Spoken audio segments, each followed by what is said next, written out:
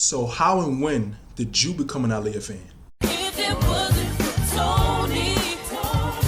oh. Back to my channel. Today I'm coming back with a new topic, and shout out to PB the Cool because he gave me this great idea. And basically in this video I'm going to be detailing and discussing how and when I became an Aaliyah fan. And then I want y'all to tell me below how and when did y'all become an Aaliyah fan, you know? And I always find these discussions or these, details about becoming a fan of somebody or your favorite artist, I always find these stories interesting, and I'm pretty sure y'all will too.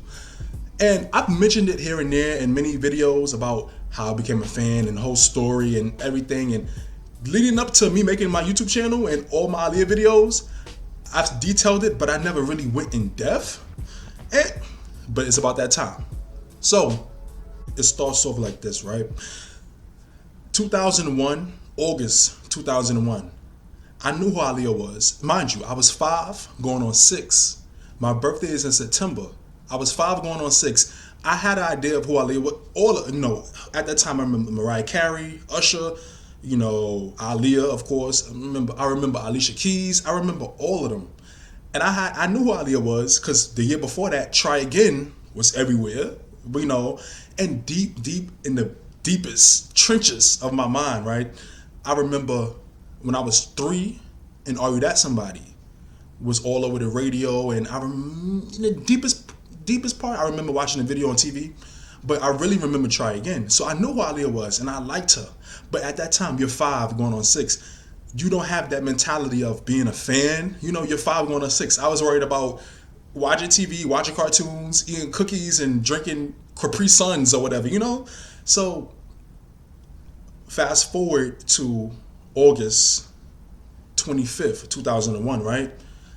I remember every morning, I would go in my mother's room and she would be on her bed, laying down, watching TV. I would sit on the floor under her bed and she would always watch the news every morning. Still to this day, my mother still watches the news. And she was watching CBS, Channel 2 in New York.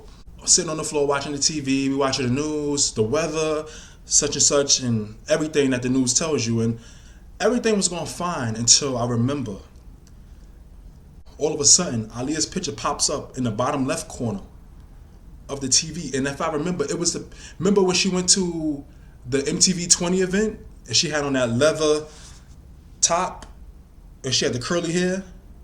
I remember it was that picture. It popped up in the bottom left corner, and the lady was like, the thing came across, singer Aaliyah killed in a plane crash, Bahamas. And then, mind you, I'm 5 going on 6, so I remember my mother jumped up off her bed. What? And then she called my aunt. She was like, and then my aunt came into the doorway. And my mother was like, they saying Aaliyah died in a plane crash. My aunt was like, what? And we all just looking at the news, and I'm sitting on the floor, alert, and then they showing all the images, and they showing everything, and then they start showing like a compilation video of Aaliyah on the red carpet, and I remember this verbatim. And here's another thing, right? I didn't realize it until I really thought about it. Aaliyah's death was the first one that I could really think about. It was the first one I remember in real time. Like, mind you, I'm 5 going on 6. I didn't have a death in the family at this point. I knew what death was. I had an idea of what death was, but I never personally experienced it, with my family or my friends, none of that. So Aaliyah's death was the first major one in my life where I seen it in the media, I seen it in the news, newspapers, everything, on TV, everything. So that always stayed with me. And I remember it like being a big thing, and it was crazy. And I remember the next day, it was like I remember my aunt was saying it was rumors like, Jay-Z was on the plane with her and Dame Dash was on the plane with her. And then it finally came out, it was just Aaliyah and her crew and her people from her record label. So I was just like, luckily, I remember at the time, either my mother or my father, they already had Aaliyah's album, her 3rd self-titled album. They already had the album. So when people say, you look back and people say, the album wasn't doing that good. Where were y'all at when she was alive? Most of Aaliyah fans that's on social media and stuff now, they were young like me. You know, you had an idea what was going on, but you had to kind of figure it out. You was young like me, or they wasn't even born yet. You know, half of Aaliyah fans out now, that's on social media and everything. We were young, or we wasn't even born yet. But I remember specifically my mother and my father had Aaliyah's album, and we used to ride in the car listening to it. I would be in the back seat, and it was one of those CDs that my father popped in.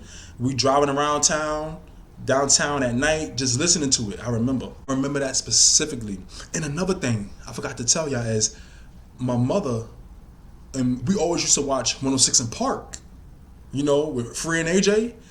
2-3 days before all of this happened, Aaliyah was on 106 in Park. Y'all know she had on a white outfit and she gave away the Escalade and $20,000, I think. She was just on 106 in Park. So and I remember watching it, and to just know that this happened 2-3 days later.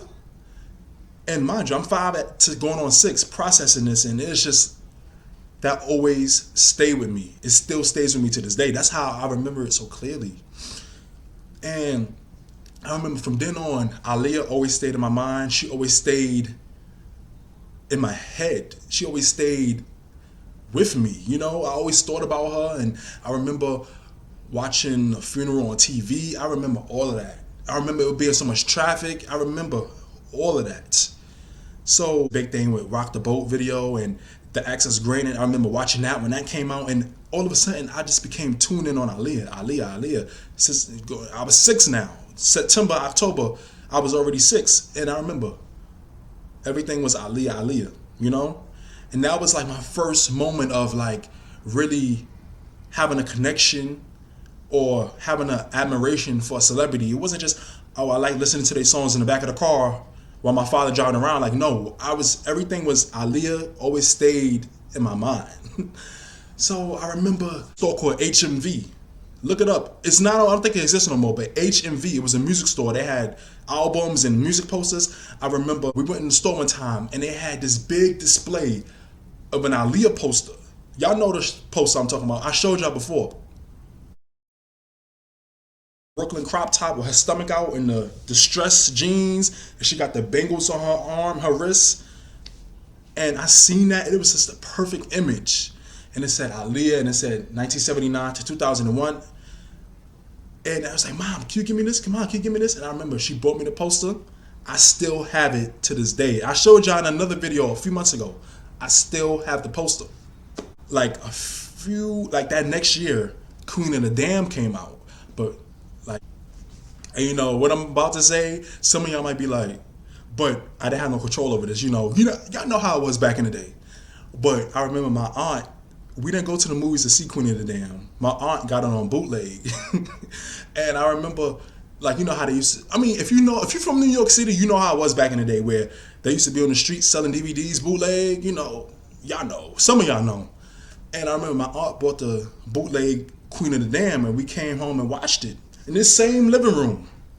I remember this clear as day, and I remember just watching Aaliyah, you know, the movie. It was kind of dark and, you know, low quality, and it was kind of boring to me at certain parts. But when Aaliyah came on, that just enthralled, that just like even heightened my fascination with her. And I was like, wow.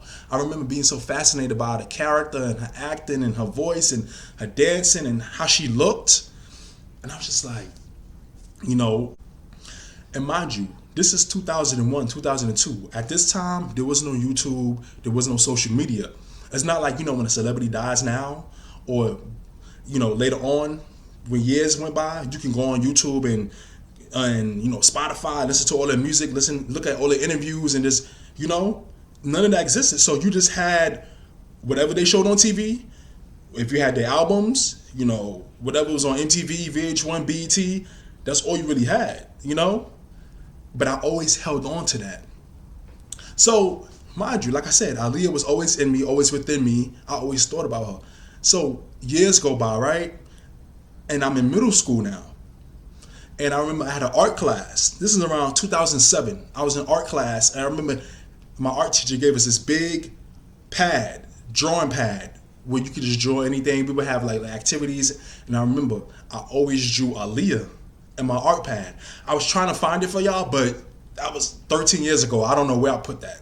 But I remember you open it up, it has so many pages full of different Aaliyah drawings. I would draw her with her little bang. I would draw her with her outfit with the stomach out. Like, it was, I really wish I could find that for y'all, but I couldn't find it. Right?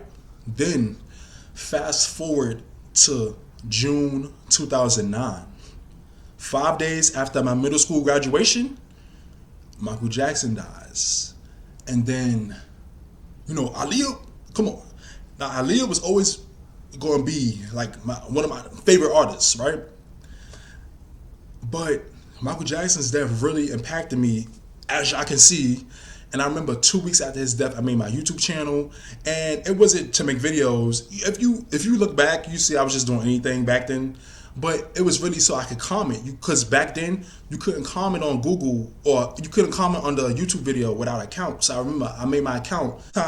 Social media was prevalent. YouTube existed. You can go on YouTube. You can look up all his music, or his interviews and everything. And they was always showing something about Michael Jackson on TV, his documentaries. Able to really not only get familiar with Michael Jackson and his music. I already knew Michael Jackson. Who didn't know Michael Jackson? But I was really able to really get deep into his music, his personality, and really become a real fan of his. I was 13 at that time. And at that time, Michael Jackson was a legacy artist where he wasn't making new music. I knew who he was. Who didn't know who he was, right? But his DVDs, watching every documentary that came out, I really became a huge Michael Jackson fan. Everybody at school, at this time, I was in high school. After that September, I started high school. Everybody in my high school knew I was a big Michael Jackson fan. Look, y'all see this here? Y'all see this Michael Jackson picture collection in this corner? One of my friends from high school got me that for Christmas. They knew. I'm going to show y'all up close. So you guys know. I got this Michael Jackson picture set as a gift in high school from one of my friends.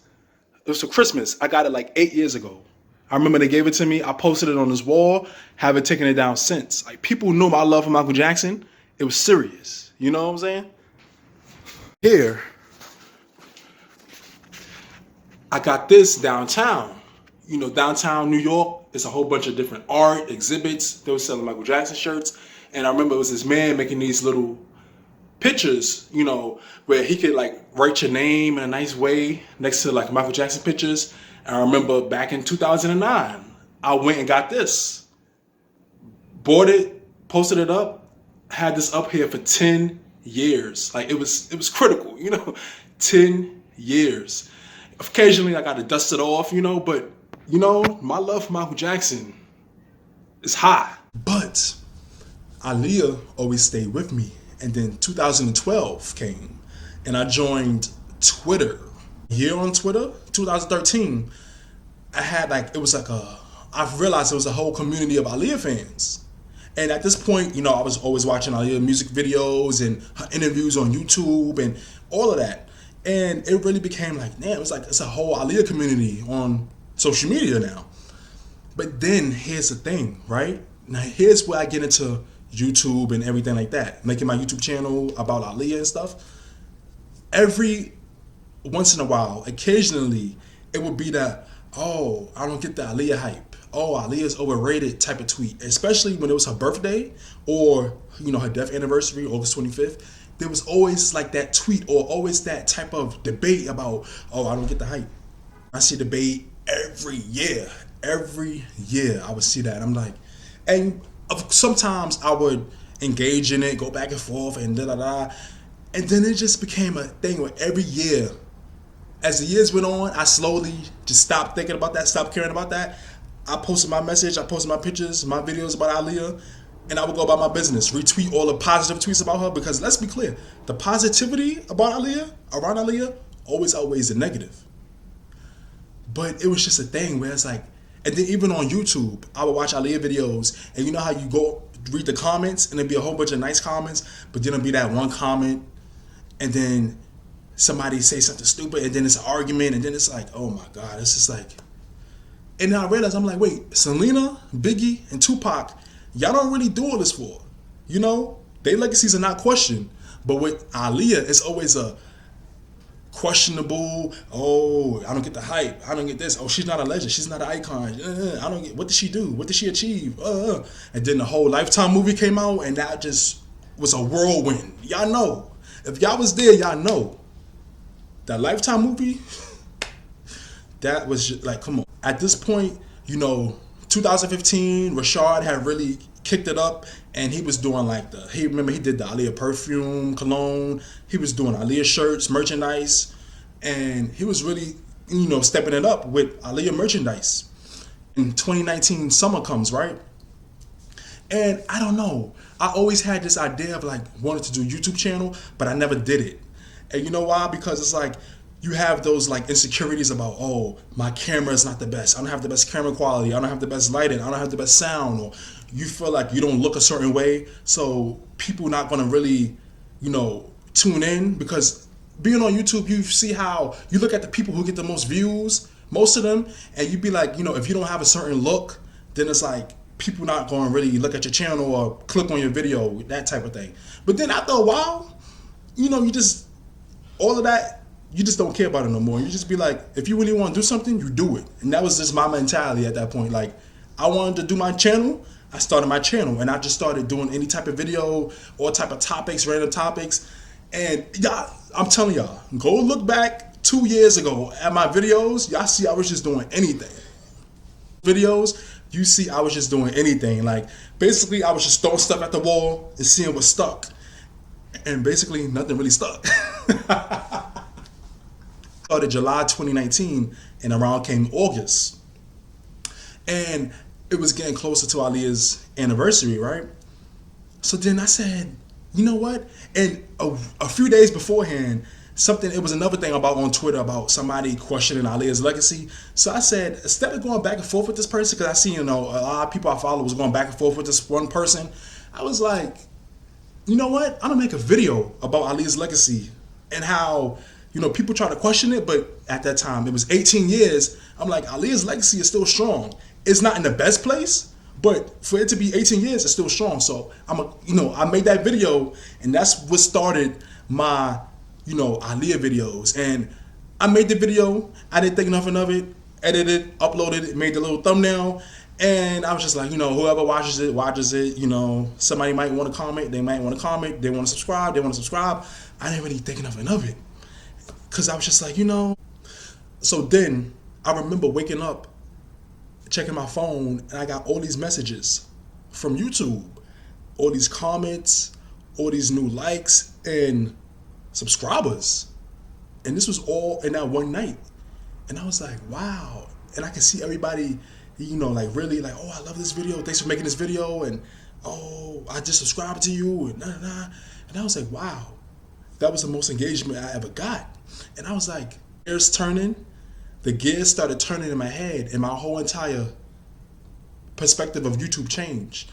Instead of just, trying to go viral and try to make a video that goes viral, my thing became, talk about something you love. You want to do YouTube? Like I said before, you want to do YouTube? Talk about something that you really enjoy talking about. When other people come across your video, they're going to feel it. They're going to know where you're coming from. And Aaliyah just happened to be that main person. Because before Aaliyah was a celebrity, she was a person with just that extraordinary career. So from then on, I started to do my discussion videos and videos about, and another thing that really made me want to do this is because every time I saw an Aaliyah video get recommended to me, it was always a controversial video. It was always something about R. Kelly or Damon Dash or the whole controversy, or it was always, about her death, and everything was always so like, clickbaity, right? In a sense, it was always clickbait. If it wasn't about her music, it was about her death, or R. Kelly, or Damon Dash, or who is she dating, and isn't it? It was always a clickbait video, and like Aaliyah was just becoming like, clickbait. Nobody was talking about her achievements, her career, her legacy. Nobody was talking about it.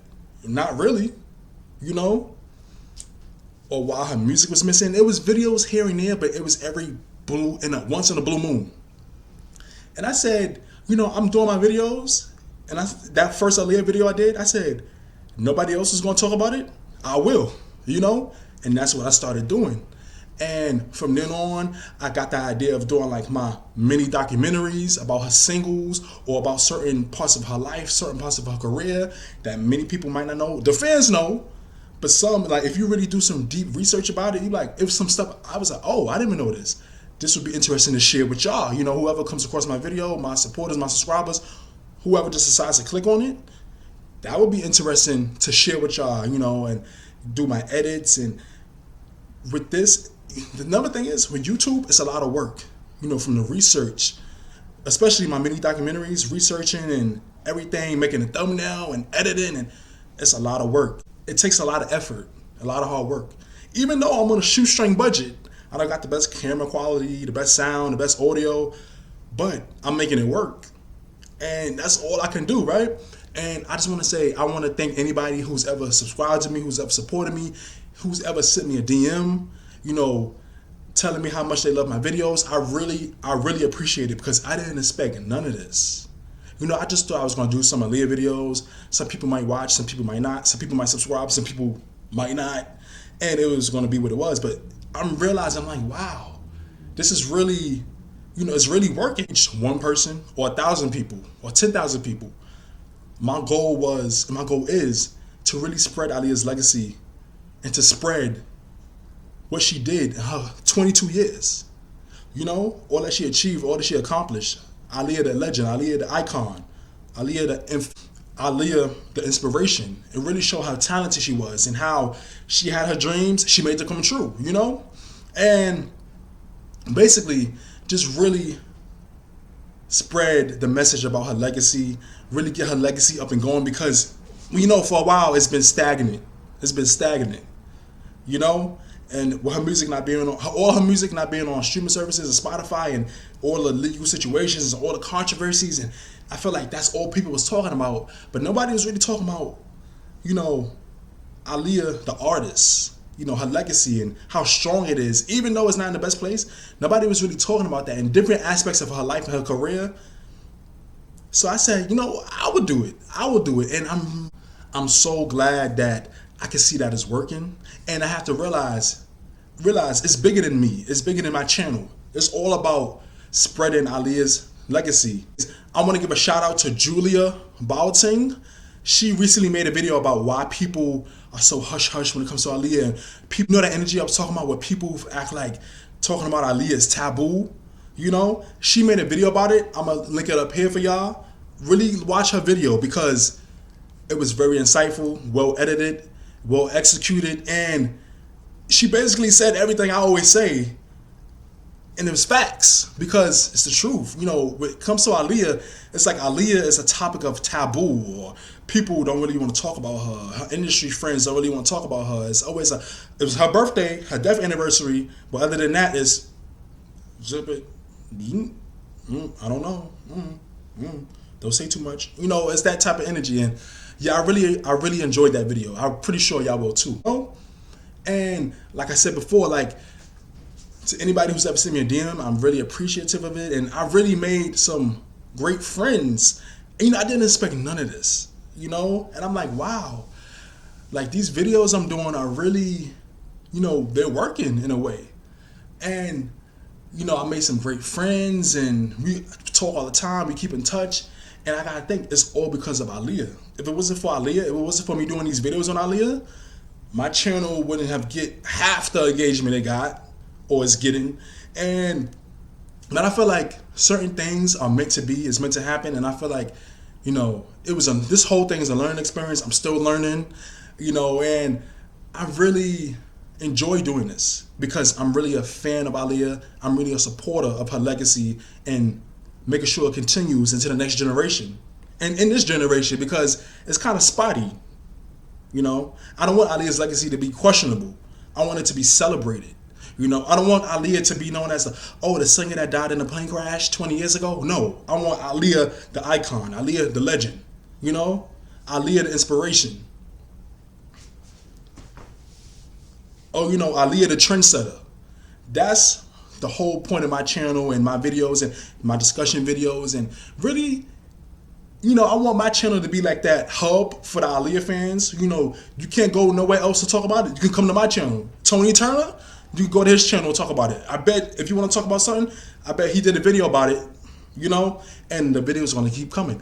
Now, it takes a lot of effort. It takes a lot of hard work. I do have, a life outside of this, but I'm always going to be here. I'm always going to do my Aaliyah videos. I do my miscellaneous videos here and there, and I'm thankful. I'm thankful for anybody who even clicks on them, because I know how it is. If it's not about Aaliyah, people don't really click on it as much as the Aaliyah videos, or because I guess YouTube associates Aaliyah with my channel. If I upload a video that's not about Aaliyah, YouTube doesn't really promote it like that.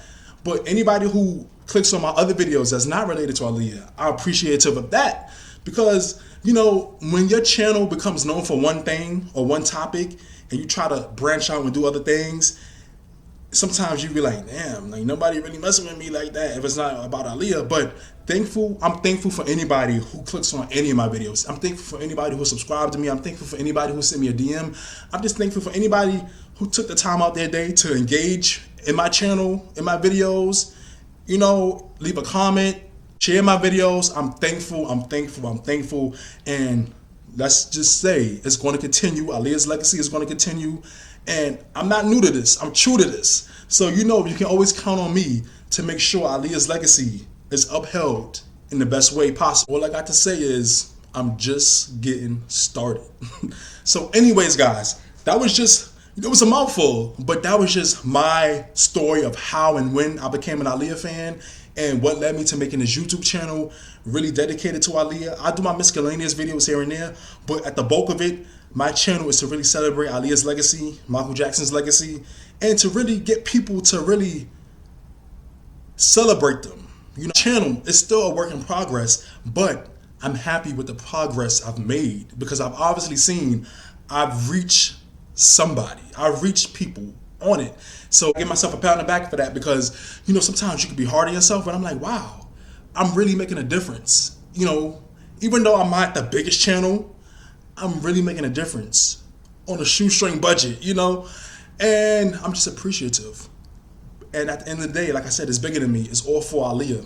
It's all for Michael Jackson, And I really want to know, how and when did you become an Aaliyah fan?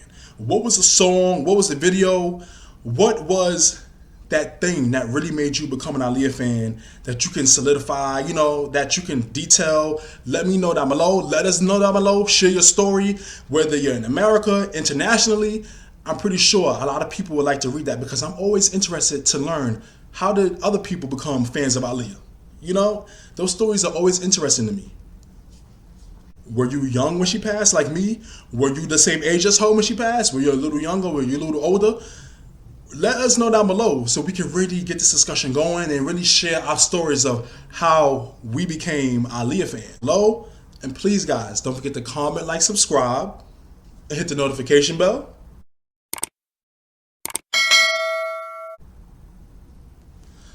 Thank you for watching and listening.